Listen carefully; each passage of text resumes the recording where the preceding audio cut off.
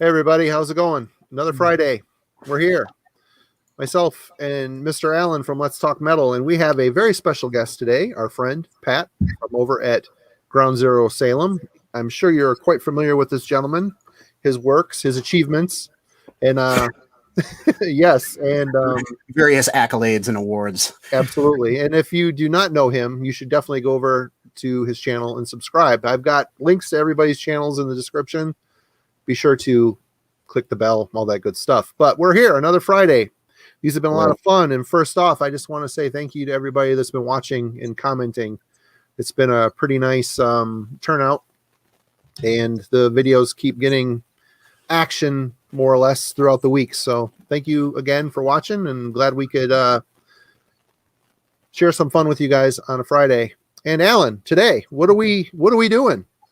Well, Marty, tonight we are doing one-hit wonders. And what we mean by this, it's going to be bands that produced just one full-length studio album that we really liked, and they never got a follow-up out. Now, some ground rules were it was okay if they had demoed material. Yeah, if they had some unreleased stuff that came out on an anthology later, something like that would be fine. Or if they did a live set, sure, no problem there.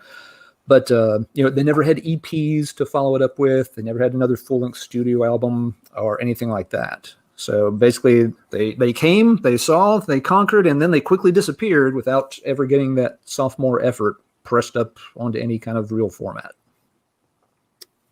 Okay. And what did, I think Pat said he had the most trouble tracking this stuff down. What were your concerns?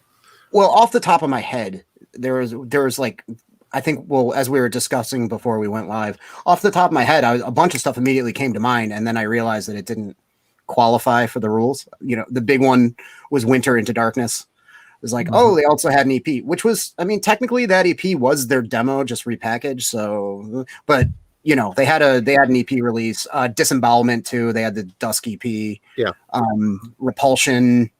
There's a bunch of stuff like that. And then there were the get back together and with mixed results kind of bands like Terrorizer, and there was that second Defecation one, and a lot of these bands are project bands and stuff like that. So I find there's a lot of instances of like, let's get the band back together, and Dream Death. I was like, oh yeah, Dream Death, like Journey into Mystery. And then I'm like, oh, they did like 3 reunion records, and a couple of them are really good. I just never really got into them. So that was what was challenging. And then after just surfing through my library, I was like, oh yeah, I can think of a lot of examples from varying genres. So I did, and I have them here. Yeah, for me too. Just sitting and thinking about it, I'm like, oh man. But once I just basically started going down the CD racks, and it came together pretty quick. And the stuff I pulled is pretty much it shouldn't be a big shock. There's one release on here that's essentially an EP, but I'm going to cheat on that one because it's pretty obscure. But yeah, I see in the comments. Yeah, I see in the comments issues like Pat. I had to put some things back because it's like, oh, this would be great, and then it's like, oh, they got back together 13 years later and made another album. Yeah. Well, crap. Yeah. Okay, let's try again. But yeah, I got a pretty good pile by the time all was said and done. I just noticed in the comments there, Brain Smasher said, None Slaughter, haha. I actually was going to pull an Agathocles CD and be like, this is the one. Yep. So, anyway, get that out. Someone's giving you some serious mustache props there. So Thank you. He's got the kill mister. He's got his yearly kill mister going. Well, now that I don't have to wear the fancy N95 at work as much as I used to, thankfully, I can get the soup strainer back on. Well, hell, we might as well dig into this. Pat, are you ready to yes. divide and conquer and plunder and everything? Yes, all of the above. Yes. So this one's important as an early earache release. Is it good? Not really. I mean, it's charming in its own way. It's a good example of like, hey, we don't know how to record this music yet. Wow, what's happening there? That's all distorted bass and like really weird sounding. But yeah, Unseen Terror, Human Error. This is Mosh 4. So very early earache release. We have we have Shane Embury, almost said Mitch Harris, Mitch Dickinson, who went on to Heresy, sing for Heresy. Shane Embry on drums on this. Weird, grindy crossover. Like half the songs are about nuclear destruction or whatever, and then the other half are about Garfield. Very strange. Around for a cup of coffee. They did a Peel session, and then they were out of here. This was recorded at Rich Bitch Studios. I did a little reading up on this. I was like, there's a lot of stuff recorded at Rich Bitch, right? Like Sacrilege, Behind the Realms of Madness, Napalm Death, Scum. So other stuff was recorded there that sounded better. I'm not sure what was going on with this. I know that like Heresy, Face Up to It was recorded there as well, as I think. And there was always like, hey, how are we going to capture the drum sound when they're playing this hyper fast? So it was like a trial of errors. But yeah, the experiment kind of failed recording wise with this. I mean, a lot of people ride for this. They love how raw it is. And I like a lot of stuff with raw recording quality, but this just everything, the mix is so bad. And that's to me. And I remember one of the songs was on the Grind Crusher comp. I forget which one. I think it's, Burn Beyond Recognition, maybe. I'm not sure. And it I remember hearing it in between all that well-produced, like Morbid Angel and Entombed and everything, and just being like, what the fuck is going on? Like, really, you can listen to that Heresy Face Up to It record and hear what this would sound like or better, or maybe like the Intense Degree LP, which I also almost pulled, except they had some EPs as well, so that got disqualified. But an important document of the time, Unseen Terror, Human I Error. had the Unseen Terror Peel sessions on tape. That sounds great. Doesn't it have like the weird face on it? Yeah. And also you got to also comment on like British guys trying to look like American skaters or American hardcore dudes. Do I have enough layers? Like them and that band, The Stupids, that were like kind of aping like fast American hardcore, but were British, like kind of had that thing going on, which is cool. I really like The Stupids. Really fast, really good hardcore. But yeah, this is kind of that scene, that like trapped in the scene, late 80s UK hardcore stuff. Interesting document at the time. Not the best, but definitely a one and done, so that qualifies. Yeah, for sure. Mm-hmm. Mr. Allen. All right. I'll start with one of them that, at least in my mind, has always been one of the classic one and dones, and I actually used a bit of it for the art on tonight's video thumbnail. It's the Sacred Blade album of The Sun and Moon. So this was a Canadian band, very traditional metal sound, but also kind of a unique sound. As you can kind of tell from the cover art, they had kind of a UFO sci-fi thing going on, which Fate's Warning Awaken type artwork too. Yeah, a little bit. Very sort of the truth is out there kind of vibe. Really good album too. Really well put together. The songs are written very well. They are pretty varied. You have some that are burners. You have some that are more laid back. Some have a little bit more of a build, a little better atmosphere. So every track's kind of got its own identity. It's got kind of a long track list. There are some that are a little longer or shorter than others. And it's a band, they did a lot of demos, but never got another release out.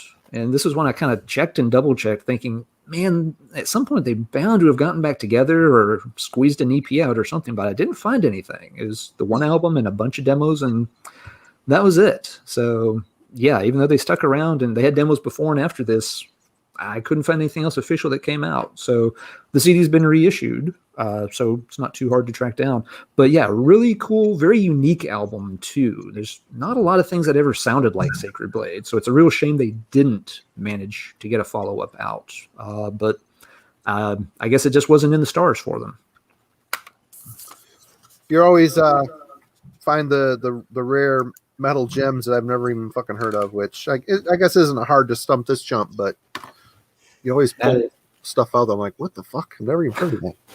It's a cool, unique kind of album. Fans of mid 80s traditional metal. It's not thrash at all, but it's not AOR, it's not hair. It's just a good, solid, well written heavy metal album. Nice sound quality to it, even. So they knew what they were doing in the studio and got a good production for it. It should have. It's a band that should have had a follow up, and just didn't. Sad. Well, this band, I'm going to jump on this first because I'm sure one of you guys have this. But here's another band that never had a follow-up. And really, the way it all played out, it's not a big deal to me because the bands that were behind this band went on to do equally great things, and that's Dark Recollections by Carnage. Good call. This came out in 1990. This is a band that came about after Dismember broke up early on. Basically, they took a lot of older Dismember songs and put them on this album with this lineup. It's basically mostly Dismember with Michael Amott, who went on to be in Carcass and Arch Enemy ultimately. But this album, fun fact, thank you, Metal Archives, this was the third ever band to record its studio Sunlight. Behind Tiamat and Entombed. Kind of interesting. And, you know, really, this sounds like Dismember to me, but with more of a meaty tone. Yeah, for sure. The songs are really good. I mean, I got so used to hearing, you know, the Dismember sound very sharp and buzzsaw like, and this is a very roomy, heavy plotting, thunderous sound. So it always takes me a couple songs to get used to it, but yeah, I mean, the last outro track, Death Evocation, definitely a landmark in Swedish death metal as far as I'm concerned. But yeah, Carnage, Dark Recollections, amazing stuff. Classic. Good pick. Record. All right, so for mine, this is a bit of a hidden gem. I think it's really good. I'm new to it, relatively speaking. I got hip to it via a YouTuber, but I can't remember which one. I don't think it was Ben. It might have been somebody not in the immediate close friends that I have. I don't remember, but this band, Dark Heresy. This is early 90s UK. I'm almost tempted to not really call it doom death, although that's like the only little subgenre that it really fits in. It's murky and gloomy, but there's a lot of fast death metal going on with it. And unlike a lot of like My Dying Bride and Paradise Lost and all that stuff, this band was from London and not from Yorkshire. And this has like a lot of like really tasteful like Spanish guitar and classical acoustic guitar all over it. It goes off in some really weird directions. The last song is almost like has like an 80s pop vibe out of nowhere, like not metal at all, but still with growls. It's very strange, but it's also very, very good. Yeah, I mean, I guess by virtue of the fact that it's British and death metal and has slow parts, you could call it doom death, but it's kind of its own animal. And this came out on Svart Records. I don't know when it was reissued, but it originally came out in 95, I think. And they had a ton of demos before this, like 4 of them, to the point where I was like, I don't even know if I should use this because they have a ton of demos. But yeah, really cool record. I was kind of like scratching my head, you know, trying to think of a one and done band. And I was like, yeah, that Dark Heresy band. And it caused me to revisit this and listen to it 2 or 3 times. And man, it's really, really good. So, yep. Dark Heresy. That's cool. That's one I've heard about, but I've never checked out. So I'll have to add it to the list of things to circle back to. For sure. And Alan.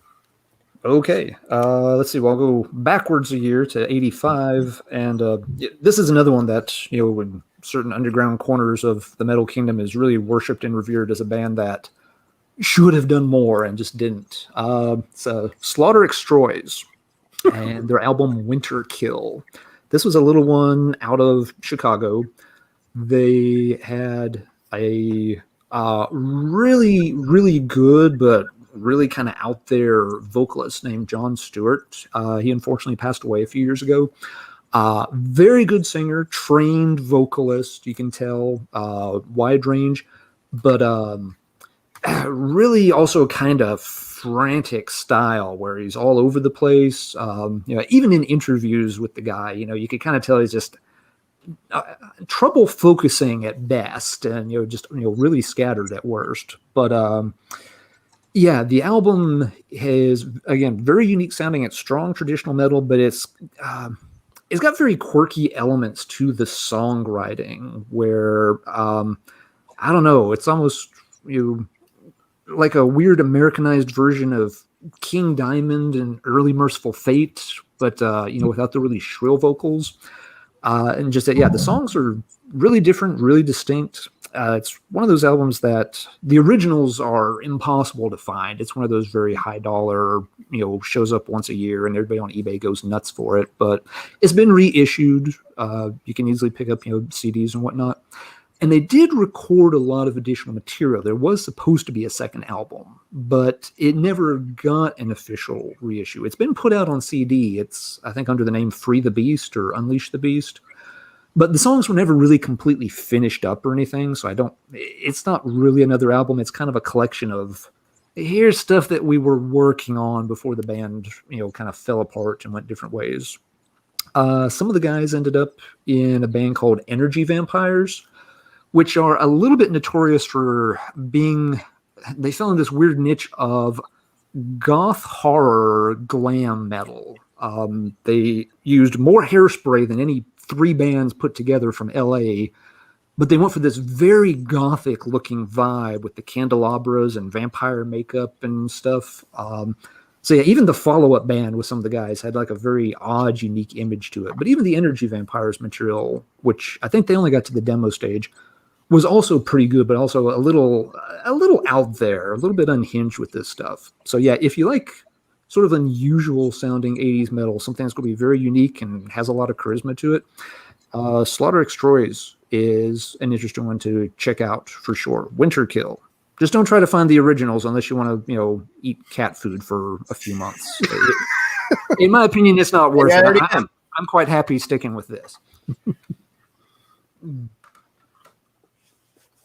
Okay.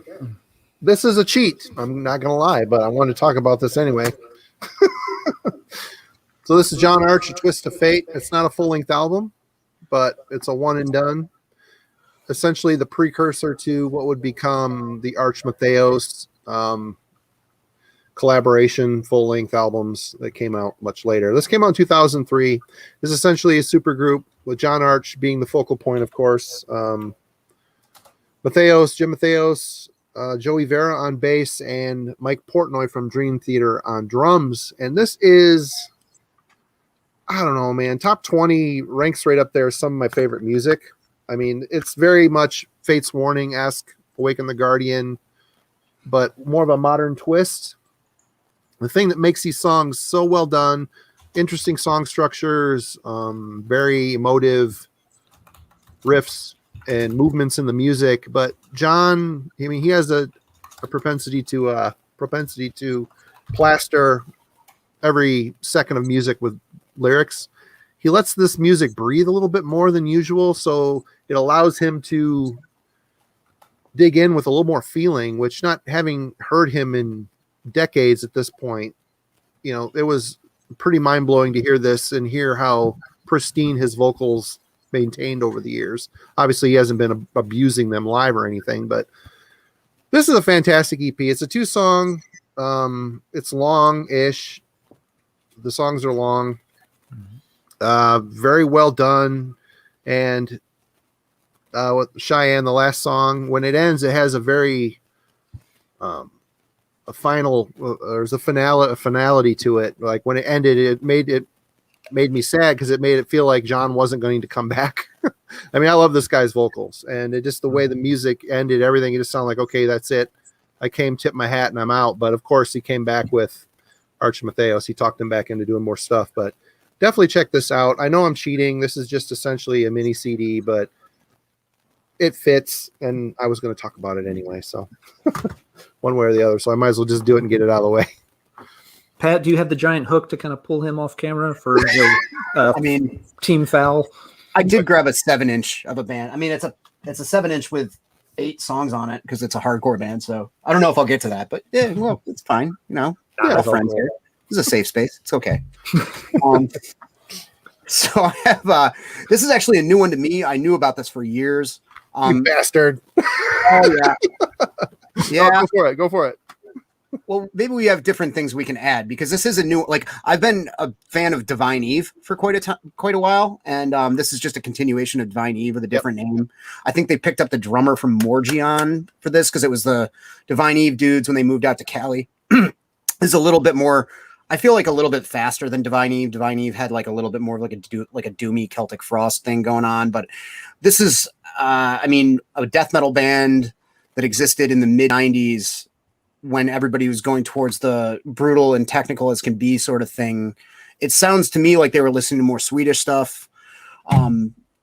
Stockholm, kind of Swedish death metal, a little bit of melody in there, even a little bit of like, or a fair amount really of like traditional heavy metal in terms of like dual guitar stuff.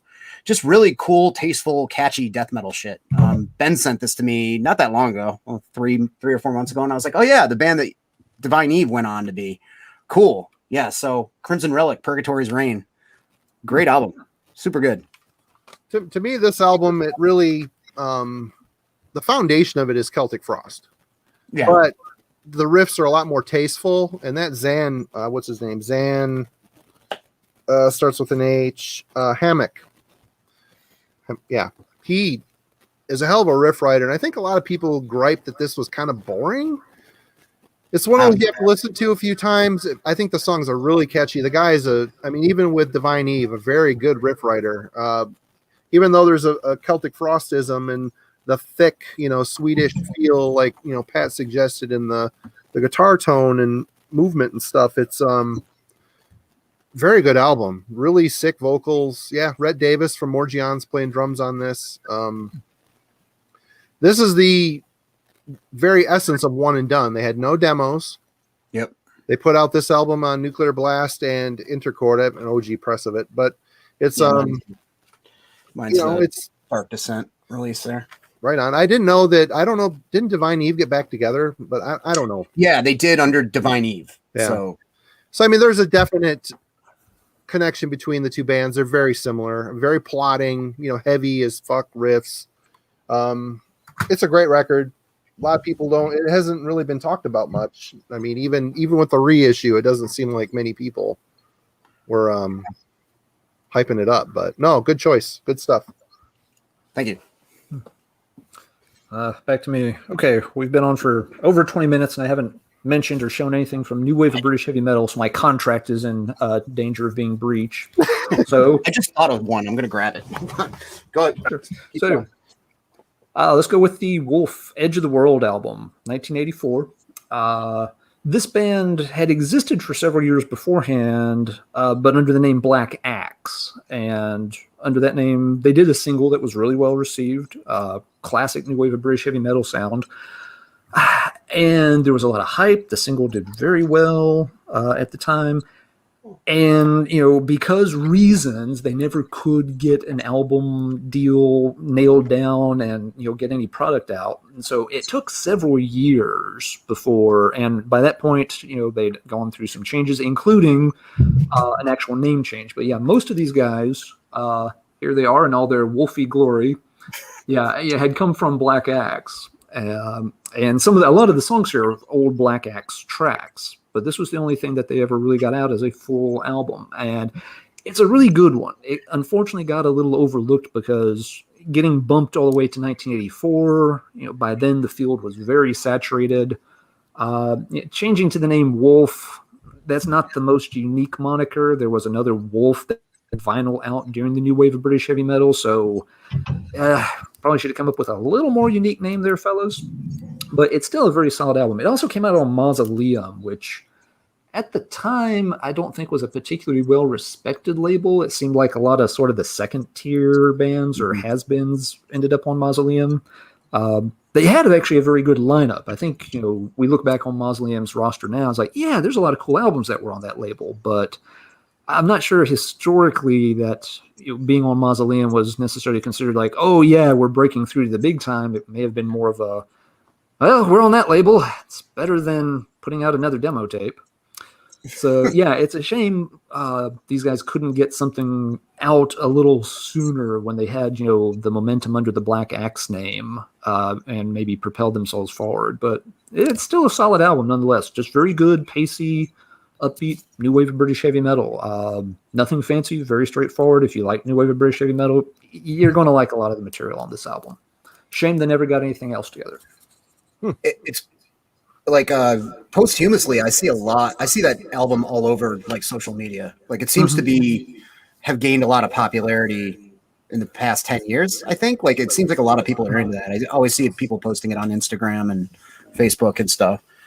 Yeah, and I feel that way with a lot of the stuff on Mausoleum. People have come back around to and realized it was pretty good, and it's a real solid album. They had great songs. Red Lights is kind of the classic track from back in the Black Axe days. It's still on there. Edge of the World is great. What else we got? Shock Treatment is good. Soul for the Devil is a good slow song, but very moody, very atmospheric. Head Contact Rock and Roll. I think they did put out a 1/7" to try to support the album that had Head Contact. And it was like on clear vinyl or something. It's had some kind of little gimmick to the single that came out with it. But it's a real solid album. They deserved better. They deserved another album, but I think I'm going to be saying that a lot tonight. Right. Well, here's one that another one and done, maybe a demo behind them and a full-length album. This came out in 1997, features an ex-member of Seth Reel, and that is Midwinter with the At the Site of the Apocalyptic Dragon.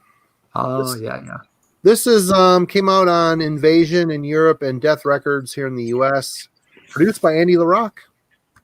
I think he even plays a solo on it or two. But this is very much a product of its time. Sweden, mid-90s, very much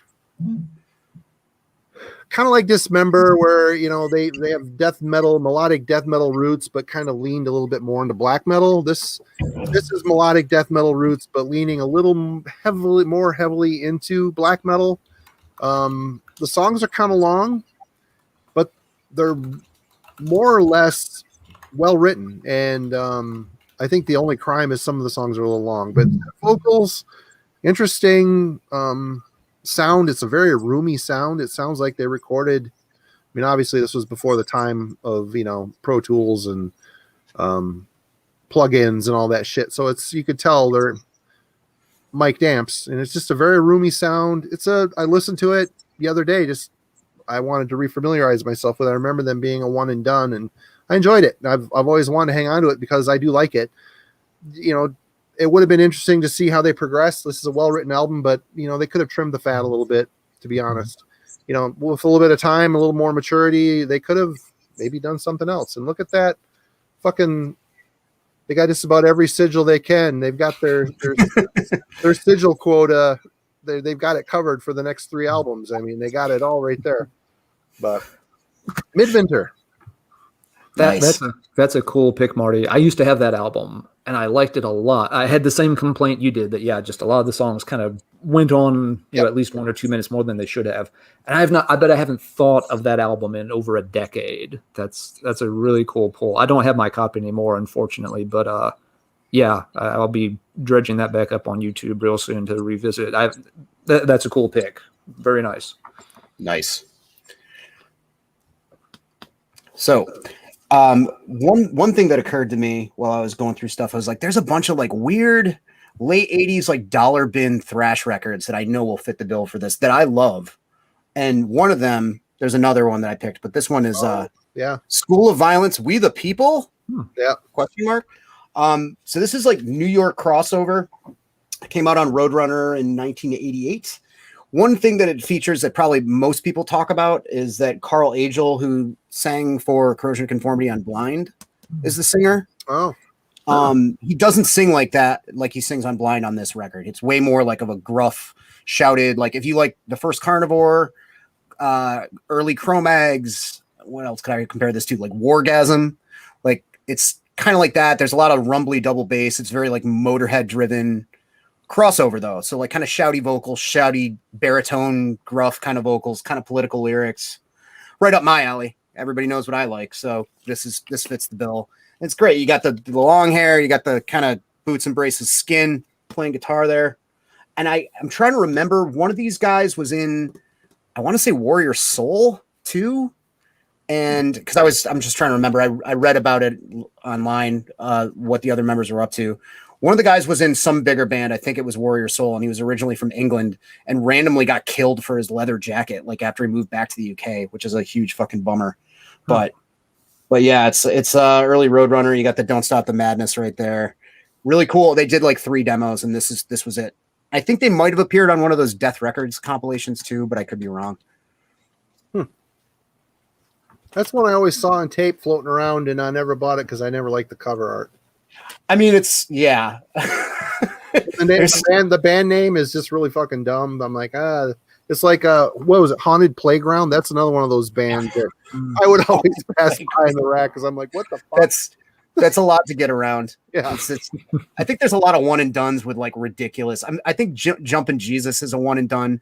You know, like the really difficult names. Like, I've got another one of those in here, but I don't want to spoil it. Alan. Okay.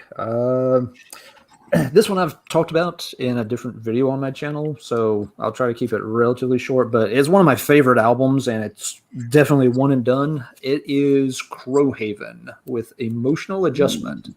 I like the look of that. The cover art is amazing, and this is a little private press, made about 300 copies, most accounts say, in the great metal metropolis of Kentucky. In 1986. Don't ask me how that happened. It just apparently happened. Really cool album. It's got like a really loud kind of power chord sound going to it. Lots of songs you can kind of bang your head to, but it's right in that rock metal one. Yes, Aaron. Yep, it is. Great vocalist, really strong, really belts out the vocals.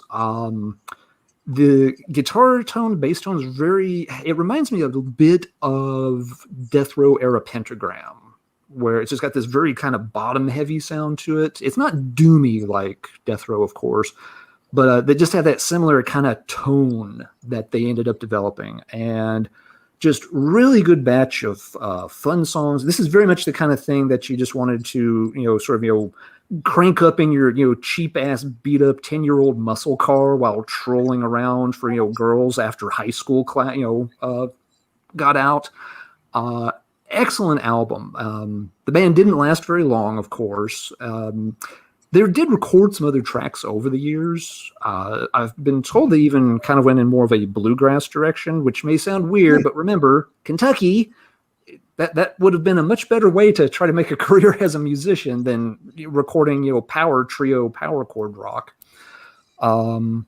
This has been reissued, so you can pick it up pretty easy. Aaron was asking in the comments, this is an old original copy of it. But yeah, I've always loved this album. The lyrics sometimes are a little bit cheesy, but they have enough bravado and swagger that they really pull it off very, very well. And this is one that, I can play this I've owned it for, Lord, I don't know, 15 years, and I never am not playing it. It's always going to get back into rotation pretty soon. Interestingly, the last couple of songs are actually a little more moody and atmospheric. They kind of slow it down. The lyrics are a little more thoughtful. So while a lot of it is really sort of like, muscle shirts and muscle cars and, big tires and big tits, the last couple of songs go in a real different direction. They're a lot more sort of reflective and thoughtful, but while still having like a good heavy atmosphere to them. The last track almost does get down to a doom kind of crawl. So they had some tricks up their sleeves. They had some cool ideas. And in another timeline, these guys somehow got themselves out of Kentucky into a place, where this kind of music could have gone over better and carried on with it. But the guys are still, some of the members have been active on Facebook and stuff in recent years, so they're still out there and keeping tabs on things. One of the guys contacted me after I'd posted the video about them on my channel. It was just like, thank you so much for talking about our record. That's really cool of you. Like, hey, it's a cool album. I've loved it forever. So Crowhaven, it's another one that definitely worth checking out. I would say the length of that wizard's arm is distracting. Look how long it is. In the man, if I had 25 cents for every time I had to say that sentence, I'll tell you what.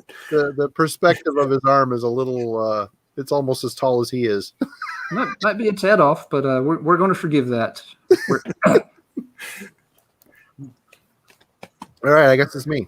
Well, someone mentioned it, but Demelicnispaith or Nespith or however the hell you say that. One and done. Finish. these are probably the grim overlords of tech death, but they did it right. They did it with memorable riffs, even though the riffs are very weird and quirky. They never lost sight of memorable songs. This came out in 1993, which, you know, that's kind of when all this stuff was starting to explode, but thrash was still in the picture a little bit at that point. And it's just really, you can see why people started gravitating away from thrash and into the death metal world, because this stuff was new and exciting. And these guys were taking tech thrash and, you know, giving it a death metal sphere of influence. Vocals always reminded me of the Predator in Arnold Schwarzenegger's movie, The Predator. Great stuff, and it's really a shame this band. I know they're still together touring and stuff. I don't know what the hell they're touring on, to be honest. I mean, they're still touring on this record decades later is kind of cool, but, you know, at the same point, you know, when are you going to sit down and commit some new stuff to computer or tape? I had tickets to see them at Ralph's Rock Diner in Worcester right before lockdown happened. Oh. And it was them, and I was going to see General Surgery the next day. Oh, right on. And it didn't happen. What are you going to do? Keeping up with the tech death theme, might as well. One and done. Ripping Corpse, Dreaming with the Dead. Yep. New Jersey Legends. The bands they went on to form. Yeah, and also everything they influenced. I mean, they were a direct influence on Human Remains, who were massive in influencing Dillinger Escape Plan and all this like mathy hardcore stuff, whether you like that stuff or not. And I still to this day, like, will listen to interviews with people you wouldn't expect that would be into Ripping Corpse, like the singer from is it 10 Yard Fight? No, Floor Punch. The singer from Floor Punch, who were like a tough guy straight edge band from Jersey. Like, I used to go to Ripping Corpse gigs all the time back in the day. Everybody would go, you know, and like it just seemed like they were big part of their local scene, and it was small at the time. And I have a bootleg demo compilation LP that has their beginnings, which are very like technical thrash, and they just get heavier and heavier with all these weird time signatures, all that Stop on a Dime stuff, these like crazed kind of Tasmanian Devil meets Millie from Creator kind of vocals. Just fucking really, really cool stuff. Nothing else really like it. They recorded a second album that I think no vocals were recorded for, if I remember right. Never got released, which is a shame. They got ripped off by Maze Records along with many other bands. Like Sheer Terror were fucked over by Maze Records. So were Biohazard, I think. They were like this weird fly-by-night label from Canada that... I know the story with Sheer Terror was they recorded their album and they just didn't put their album out and just shelved it without telling them why, and completely screwed them over. So I don't know what kind of shit they pulled with Ripping Corpse. And I have seen a lot of Maze releases on the shelves, like seemingly like dead stock. And I feel like they sit on them and just put them out there. I don't know. It's weird. That label fucked a bunch of people over, but that might have something to do with the fact why they called it a day. I don't know. But yeah, super influential. Nothing quite like it from the early 90s death metal scene, in my opinion. And the beginning of Eric Rutan. That's where he got his start. So yep. There you go. Now Cannibal Corpse's own Eric Rutan. Yep. Alan. Back to me. Okay. Well, we'll just stick in the mid 80s and go with another one of the classic U.S. unknowns, Salem Switch, Betrayer of Kings. Fantastic album, really loud sound, similarities to things like Shock Paris, and just having this very strong anthemic vibe to it. Vocalist, again, he's not as deep and gravelly as Vic Hicks from Shock Paris, but very strong vocalist. Every song is just really, really out there. Good anthemic vibe to it. Got the whole Rocking Castle Grayskull thing there in the background. This is a funny one for a couple of things. It's one that has been known as one of the sort of obscure, independently pressed U.S. heavy metal albums for ages. You know, when I started collecting in the early 90s, this was a very known quantity that people, were after. It's also one that shows up pretty regularly, considering that, it was a small kind of limited run. if you're looking for this, you don't have to wait very long. A copy is going to show up on eBay within a month or two at most. It's very regular. It turns up on the market. And at the same time, it still demands a pretty high price tag. Usually with this kind of thing, after a few copies get out there into circulation, it kind of meets demand. And after that, the price will start to tail downward because there's just so many people that are going to pay a lot for a record like this. And this record, just no matter how many copies of it show up and get sold, people are still willing to pay, $100 and more, for the next copy when it shows up 3 months later on eBay. So I think it speaks to the quality of the music, that it really is one of those that people want to track down and have. And it has never gotten a reissue for some reason.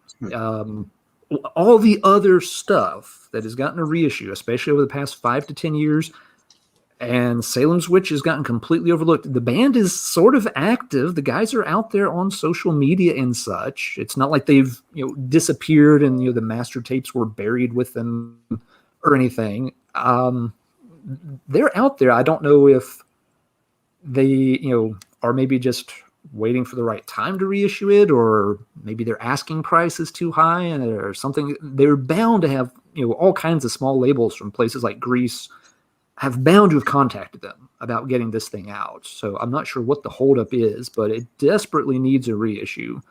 And this band had the sound. They could have done more stuff. They definitely had the talent and the chemistry to make more good music, and just didn't. Womp womp. I gotta say, there's everybody's putting some damn good suggestions in the comments here. Yeah, there are nice. I want to share them in case someone else has them in their pile, but since basically Devin let the cat out of the bag, we'll go Liars in Wait, Spiritually Uncontrolled Art. This is another one it's a mini CD, but it's a one and done. These guys were during the Swedish death metal explosion, the melodic sense, although it's really hard pressed to call these guys super melodic because it's so complex. I mean, there's a lot of riffs per song in this stuff. Really aggressive Swedish death metal featuring members of Diabolique and Grotesque. It's got Christian Wallen was in the band, who is Necrolord, the artist. Oh, we lost Alan. I know. Where'd he go? There he is. Did he jump out that window there? Jumped out the window. I thought maybe he was running for the border there for a second. You started sounding really robot-y, and then I noticed my picture was just getting the swirly thing in the corner, so I just reloaded. Oh, right on. Hopefully that fixed it. I gotta say, out of all of the the whole Swedish scene during the mid '90s, there was a humongous explosion of the Gothenburg sound and the Stockholm melodic death metal sound. It really got super tiresome when it was happening. Now looking back on some of these CDs, I wish I didn't give some of them away or get rid of some of them. I mean, I hung on to I picked this up used somewhere, and listening to it this week, it's really good. Like I said, the music maybe is a bit overly complex. It would have been interesting to see what they could have come up with if they continued on, if they would have mellowed that out a bit and dealt with a little bit more palatable melody. But as it is, it's a monument. There's some key players in this band, and it was a good CD. Cool. All right. So I'm going to veer away from the super heavy stuff for just a moment. Bust out some very obscure early 70s, like dark hard rock, I guess. Bulbous Creation, You Won't Remember Dying. Oh, this band's nice. from Kansas. This, I guess, didn't even see the light of day until the mid 90s. This was released. Seems to be popular with people that are into like proto metal, people who are into like Black Widow and Sir Lord Baltimore and that kind of stuff. Hard psych, whatever that's supposed to be. To me, it just reminds me of like a little bit of like Sabbath's mellower moments and maybe Cream a little bit. There's some almost like kind of folky, mournful stuff on it. It's very dark though, in terms of atmosphere. Super kind of morose sounding. Like the cover art really does it justice. This thoughtful skeleton with a syringe there hanging out, just trying to make a decision, thinking about stuff. They were from Kansas and just put this out, recorded it, and never put it out, and it got released in the mid 90s. It's a cool record. Yeah, that's a cool choice, Pat. I've heard a few songs by that band. They're popular inclusions on a lot of these, like proto metal, Bonehead, Crusher type compilations on it, like Acid Nightmare and stuff. Yeah. All that stuff. They'll Like, often include. I dip my toes in and out of that, I like a lot of that stuff a fair amount. I went crazy with it when I discovered a lot of that, like all the bands that, like Sir Lord Baltimore and Flower Traveling Band. Like I went on a big wormhole of that, like in the mid 2000s and stuff. But I've tracked a fair amount of that down on vinyl, and this is one of my favorite records from that wormhole way back when, 15 years ago. Jesus Christ. Nice. Yeah, I've been actually listening to a lot of that stuff this year with like the Brown Acid compilations and stuff. Yeah, there's some great comps for sure. Yeah. There's the I'm a Freak Baby. There's a pair of 3 CD sets that are all like specifically British bands from like 68 to 73. And they're pretty nice cross sections because they include the bigger known stuff like Crazy World of Arthur Brown and Deep Purple, but they have a lot of stuff like, the British equivalent of Bulbous Creation, where it's like, these 3, wankers, wandered into the local studio, half pissed and, recorded 5 songs and forgot to pay for the demo. And it sat here for 39 years. Right. And now we're going to put one song out onto this, weird box set. So there you go. If you don't like it, Cometh and like Iron Claw from Scotland. Iron Claw is awesome. Yes. Yeah, it's a cool band. It's a good band for sure. Yep. Skull Crusher. Nice. Everybody, at the end of this, I'm going to put some of your suggestions from the chat up on the screen. So, like I said, I don't want to do that. Well, I guess it doesn't matter. This is a good one. Pretty obscure, really. I had this on tape. I might still have it on tape, actually. Don't know that one. Tilla Rolling Thunder. I've seen that, but I've never heard it. I've heard of Attila. That's a good one. Exorcist, yeah. That's a great one, especially because that was like almost like a gimmick band. It was guys from Pile Driver, right? No, it was Virgin Steel. Oh, but there were guys from Virgin Steel involved in Pile Driver. Was there? But, I don't know. Yeah, it's a really convoluted history because I know it was like, that's a great record. I'm a big fan of Lethargy because I'm from that area, and they were another band that was kind of like pioneering that crazy tech, like mathy metalcore thing, like, and got no credit for it, along with like Dillinger Escape Plan and stuff. They were amazing, and that's like 2 guys that went on to be in Mastodon, and the other guy went on to be a session guy with like Napalm Death and Brutal Truth and stuff. I think he played on some later Brutal Truth shit, so they were great. Really good. This is a good one too. If I went through my tapes, I would have dug this one up. This is a good. That Eroded Thoughts is a great album, actually. Really good. Yeah, it's really Morg's good. A good one. Here's a good one. I wish I thought of. Revenant Prophecies of a Dying. That's a good one. I saw that in the comments. That was a good choice. That was a funny thing about that album too. I mean, folks like it a lot these days. When that thing came out, they couldn't give copies away of it. You used to see that Revenant CD was. That guy has more stuff. I mean, that's their only full length, I think, but they have a bunch of EPs. Sorry for interrupting. Oh no, that's fine. But yeah, I just always remember that Revenant CD because they had that cool, cover art with like the really orange sky and those weird, the white, stuff. And every single time I would get a catalog from Relapse, it was like, it was always in the $5 or less, CD, discount. Please buy this, bulk stock that we can't give away crap. And now it's, one of those relics that people seek out. But yeah, back then. Yeah. I mean, I bought a Russian boot of it because I was like, it'll be fine for now, like kind of thing. That Autumno album is really good. I don't know if they've got 7 inches or anything else. I didn't look, but Autumno is a good one. Paralysis. This is one that's one of my picks. I know. Oh, well, I'll stop right now. Who just went last? I think it was Pat, wasn't it? So that means it's Alan's turn here. Okay, we can do that. Pat took us back to the 70s, so we'll stay there for a minute. We'll do Impeccable. Now, this isn't actually a studio album. It's a live album, but it's the only thing they recorded, and it's definitely worth a mention. Impeccable were out of Lubbock, Texas, so way out in the panhandle part of the state. This is from 79. They have, very plain cover, but you got this, you can get in there close enough. You just have this little tiny dude hanging out in the bottom with a Disco Sucks sign. I'm going to get that tattooed on me like tomorrow on my forehead.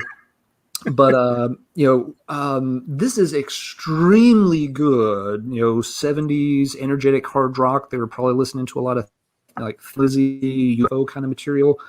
Some things that stand out about it is, even though it's just a live recording in some bar in the greater Lubbock area, it has very good sound quality. Whoever was working the soundboard really knew what they were doing. This is a really, really good live album in terms of sound. It has some amazing songs on it, and it's really spearheaded. Good vocalist, but they had a real hotshot guitarist named Darren Welch in the lineup, and this guy is just fucking amazing. The guy he kind of reminds me of a little bit is Chris Oliva from Savatage. Not in the sense that they sound alike. It's very different styles of music, but they're both really, really good at making it sound like there are two guitarists playing when there's only one. All those old Savatage albums, it's always like, how the hell did Chris, get that much out of one guitar? And Darren did the same thing for Impeccable. He's stayed active here and there with different bands. As recently as about 5 years ago, he still had a Facebook presence and, live here and there. So he hung around, but it's, a funny band name. There's obviously not much to the cover. It's the kind of thing that'd be very, very easy to overlook, but it is an incredibly good album, and it has been reissued on CD, so you can pick it up pretty easy. The CD includes a couple of bonus tracks. Before they were Impeccable, again, some of the guys were in a band called Axe. Again, not a very original name, but they put out 1 7-inch. And it's one of the rarest records to try to find from the Texas hard rock heavy metal scene. Last time I checked, only about 5 or 6 copies. No, I think 7 copies of the single have turned up in collectors' hands. Wow. And only about 4 of them have the picture sleeve, which just has like a simple picture of the band on it. So you had 3 naked copies, 4 picture sleeve copies. One of the naked copies was beat all to hell. It was unplayable.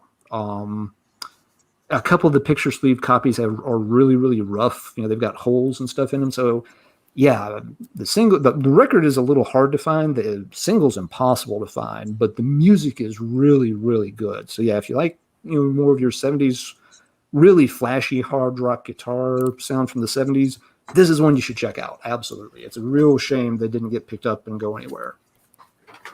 Cool. All right.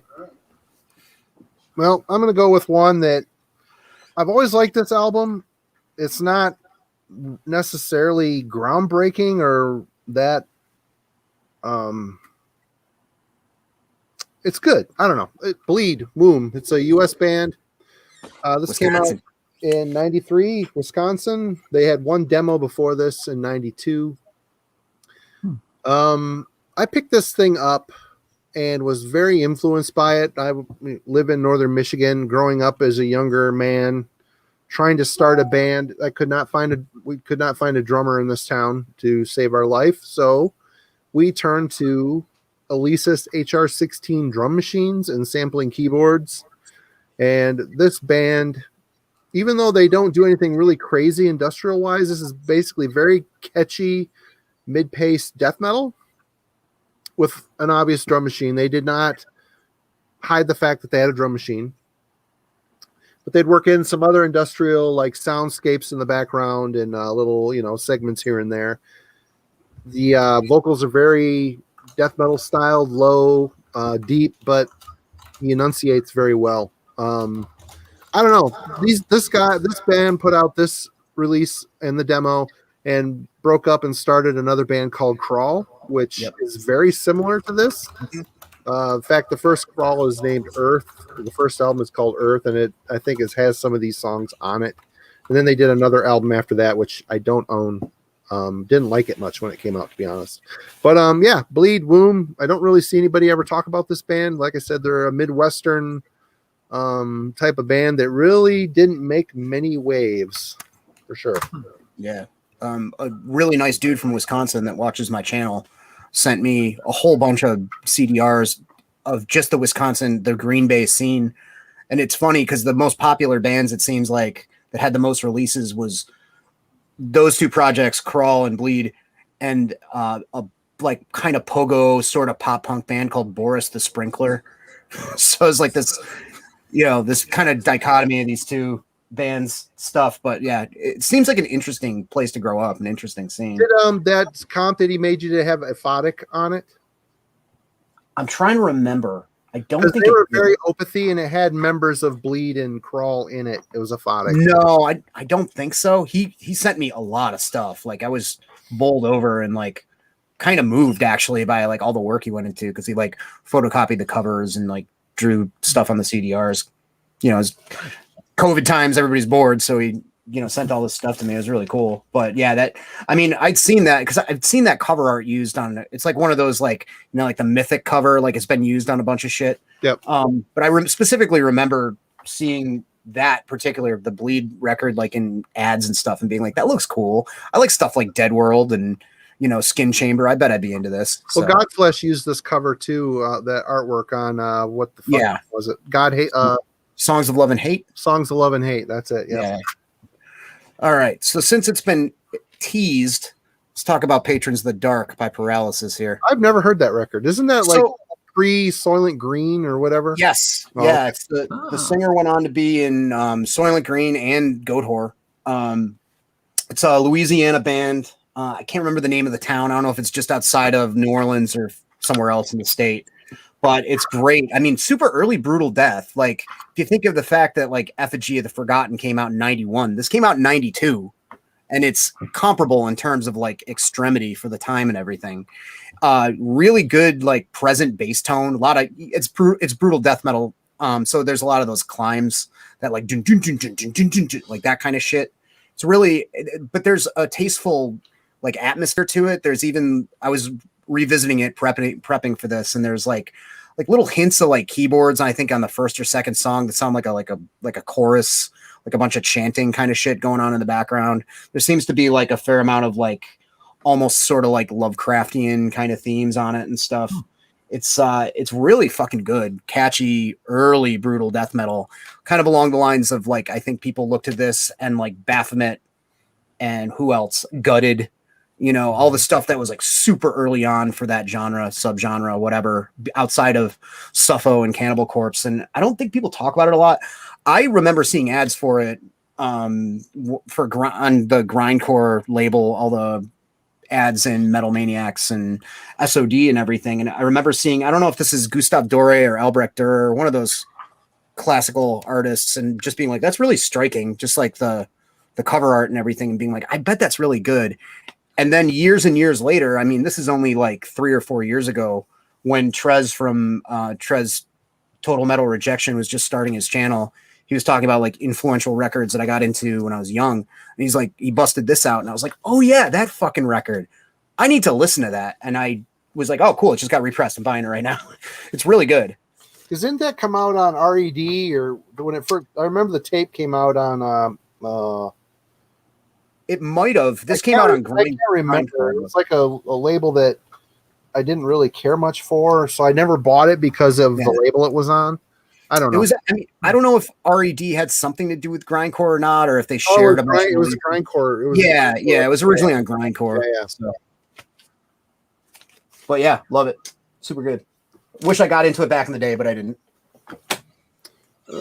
Alan. Okay. This one is for Jurgen, who's in the comments tonight. What's up, Jurgen? We need to get you on one of these, man. Get it figured out. Get your tech figured out. We'll get it. We'll get it someday.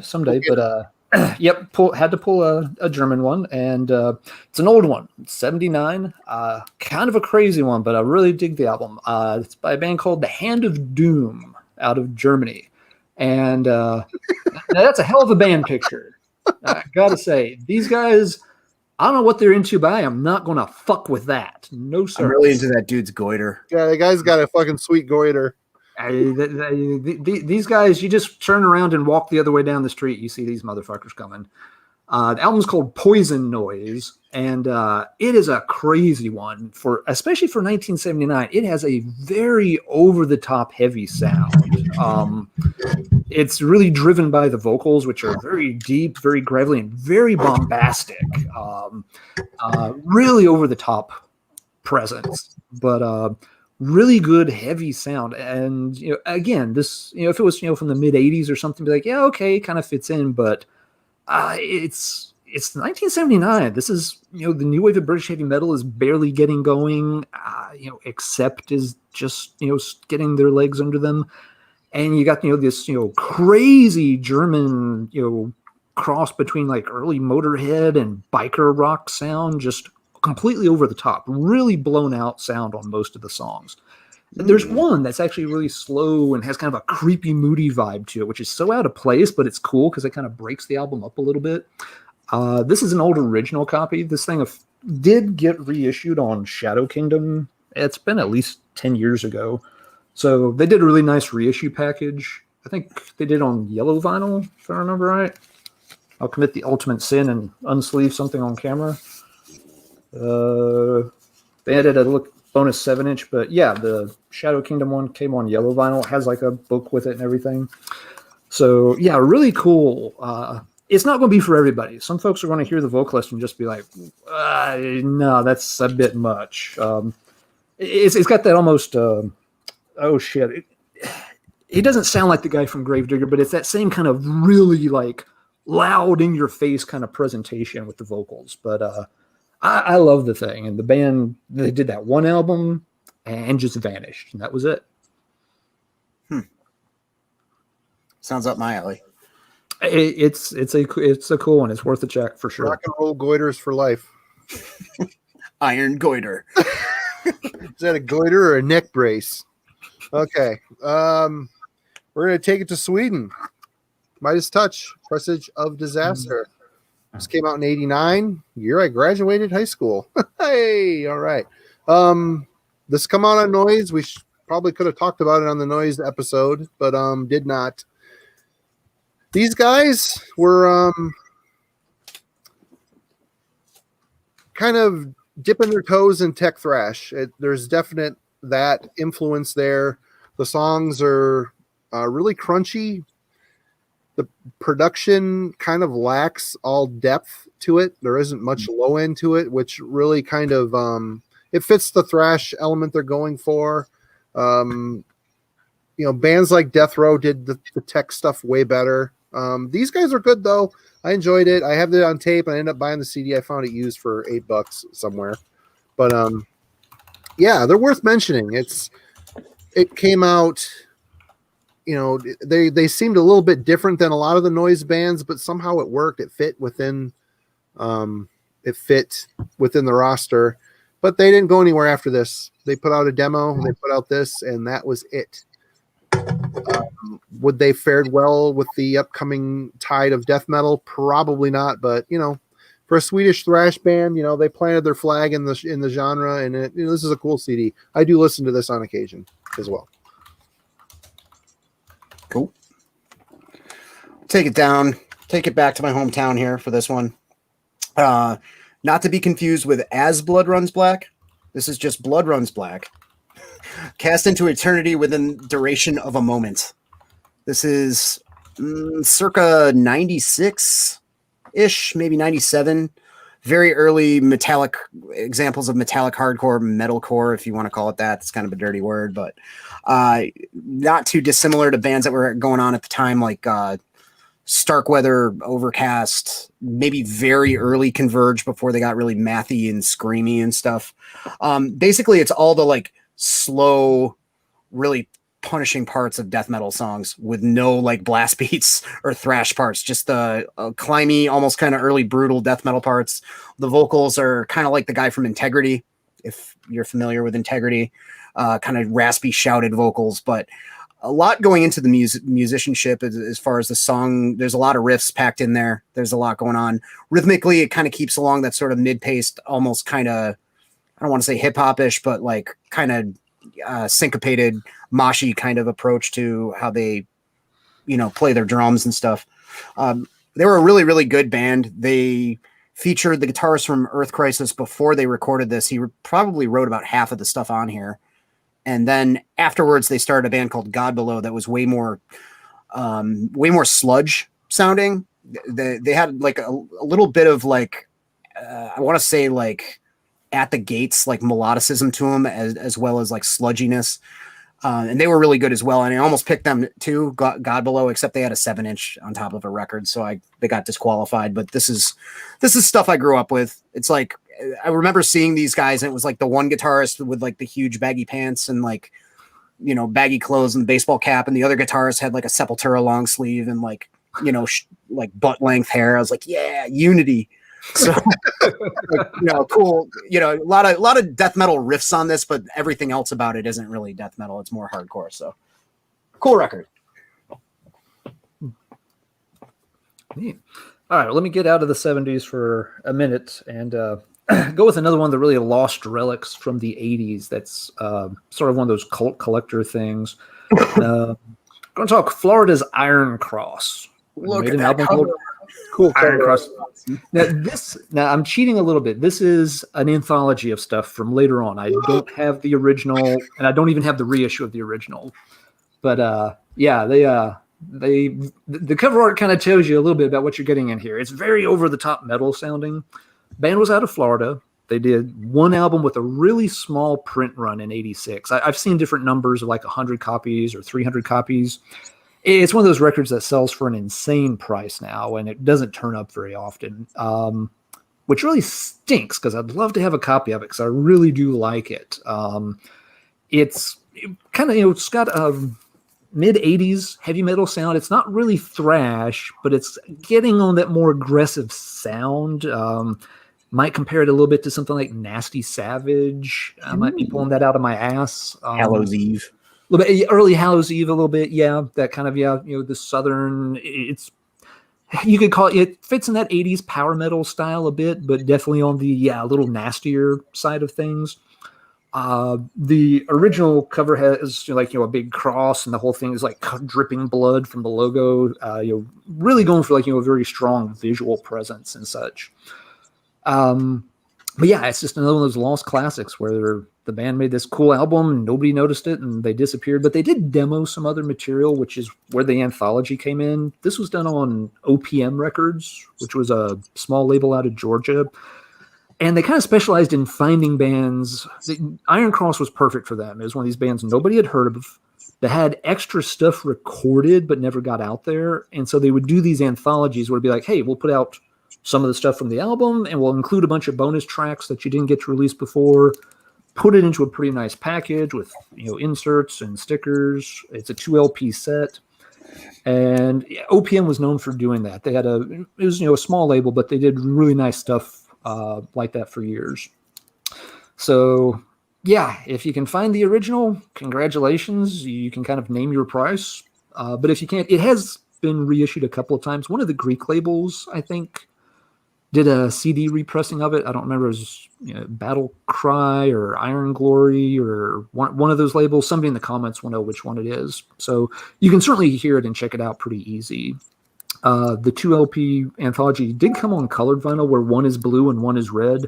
I just have the black vinyl version, so I don't even have the good version of the anthology, sadly. But the music is really killer. It's got just a very strong sound to it. Fans of more aggressive 80s metal stuff that's not all the way up into the thrash category would probably really dig Iron Cross. Sweet. Another one I've never heard of. You don't feel bad. I'm digging pretty deep in the rabbit hole tonight, I realize. He's supreme flexor this evening. Somebody just said Eat Metal was the label that did it. Thanks, Aaron. Yeah, okay. Eat Metal did the LP reissue. Great. I knew Aaron would know, or Jurgen. This is an album that, thanks to the YouTube community, I discovered and actually found a new old stock of. I don't know what this is. Yep.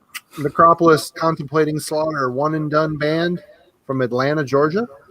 This album fucking rules. And man, I never even heard of these guys. Very Slayer-esque, but their own kind of street style of take on the sound. I don't know. I've listened to this a few times. I feel lucky to have got a brand new copy of it for $20, but don't know much to say about it other than this is a thrash. When did this come out? Did I write it down? Yeah, this came out in 1988. 88, okay. And they still have stock of it, which is wow. They don't anymore. The record, no. Bomp Records put this out, which you look at the Bomp Records lineup, it's weird that this made it onto Bomp. Real weird. Yeah, like garagey stuff, like a lot of like 77 punk and like that kind of shit. Yeah. I remember seeing Bomp ads in Maximum Rock and Roll in the 90s. It's very strange that that's like the sole metal record on there. Yep. Yeah, it's super good. I got one too. I didn't get one as cheap as you did. I got mine off of Discogs. I went to the Bomp store and like They're out. it was probably right after we all got wise to it. Yeah, So, Dennis from Analog Archives. Is that his name of his channel? Dennis, yeah. Yeah.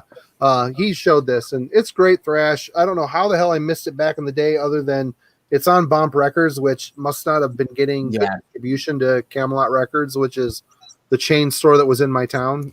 This album rules. Complete ripper. Good thrash from the era. It's the right era. It's the right sound. These guys were great and just sadly overlooked. All right. So let's grab some more crossover with terrible cover art, shall we? This is Lost for Words with Prey. I actually really like the artist that does this. This is not a good example of his art. No. It's Sean Taggart who did the cover for Cause for Alarm by Agnostic Front. Oh, okay. Crumbsucker's Life of Dreams. A lot of old New York hardcore flyers. I know what he's going for. You know, you got the TV Preacher, late 80s thrash metal staple, and like a reject from the Crumbsuckers album. But anyway, this band was also from my neck of the woods. They were from Elmira, New York, which is between where I grew up and like Ithaca. Real like tiny town. And this band somehow made it onto Death Metal Blade back in 1988. And this is a ripper. It's another dollar bin ripper. If you like crossover shit, especially East Coast crossover shit, it's awesome. It sounds a lot like Agnostic Front's metal stuff, kind of like Cause for Alarm, kind of like the Crumbsuckers. Sort of those slurred Tasmanian Devil kind of Roger Murray sort of vocals, but a little bit more like dramatic, like metal kind of enunciation to it. Dude's got great pro wrestler hair. Fucking a lot of songs, but they're all good. You know, they're all like 1 to 2 minutes long, really thrashy, some good solos here and there. You know, nothing too outside of the box or anything, but recorded at Pyramid Sound, which is where tons of thrash metal was recorded. You know, Alex Perialis didn't record this though, but recorded where like Among the Living was recorded and all that stuff back in the day. All those Megaforce bands recorded there, and Ithaca, New York. So yeah, if you like that sort of thing, check it out. Yeah. I remember seeing that like on the old Death Metal Blade, discography lists, but I've never seen the album before tonight. And I'll be honest, I would never, ever, ever have bought it had I seen it. It's fucking like, I don't know what Sean Taggart was thinking. Like, that's not good. Well, you can kind of tell the ghoul on the thing up in the corner looks kind of like Crumbsuckers art. But yeah, it's, you know, like there's like it's the scary. For some reason on the Crumbsuckers cover, it's like really cool. Like they look like almost like a weird Ralph Bakshi kind of drawing or something, like this cartoonish sort of graffiti kind of thing. And I don't know, it just doesn't work on that record for whatever reason. But anyway, good B tier crossover thrash stuff anyway. Right on. Okay. Let's go back 70s one more time. 78 for this one. Aaron's so mad at these records. Yes. We'll go with Alcana and an album called Welcome to My Paradise. There's another album I wouldn't buy because of the cover. It looks like a prog record. It very much looks like a prog record, and it not is. That that's bad. I'm just saying it's not my wheelhouse. Oh, no. I would not have bought this looking at it, but somebody played it for me, and it's just like, okay, shut up and take some money. Here.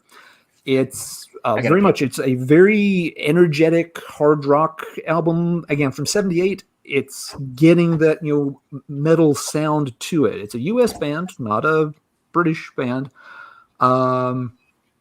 It's got a very good sound to it. It's a small band from California, great production job, talented musicians, and has a few of the songs are pretty throwaway. There's one that's basically about sticking it to the record label and saying we don't need your check, blah blah blah. But there's a couple of other ones. The title track is really good. Has this almost dark, creepy, but kind of fast sound to the beginning of it. Really strong chorus. The song, and this one's one is a big collector's item for both fans of early metal and also hard rock stuff. So it's hard to find. This one, the cover is pretty rough, and the record is a bit rough too. But the price was right, and I'm not willing to pay for an upgrade on this because I love my child and really want to sell him to somebody from a foreign country. To harvest his organs. I'll keep the beat up copy. If it skips a few times, that's okay. I can build some Legos with the kid in the floor while we listen to it, and I don't have to look at a pretty nice cover and hear no skips while I cry and take pictures off the wall. I've said too much. We've gotten off track. I've drank a lot of Red Bull tonight. Cry and take pictures off the wall.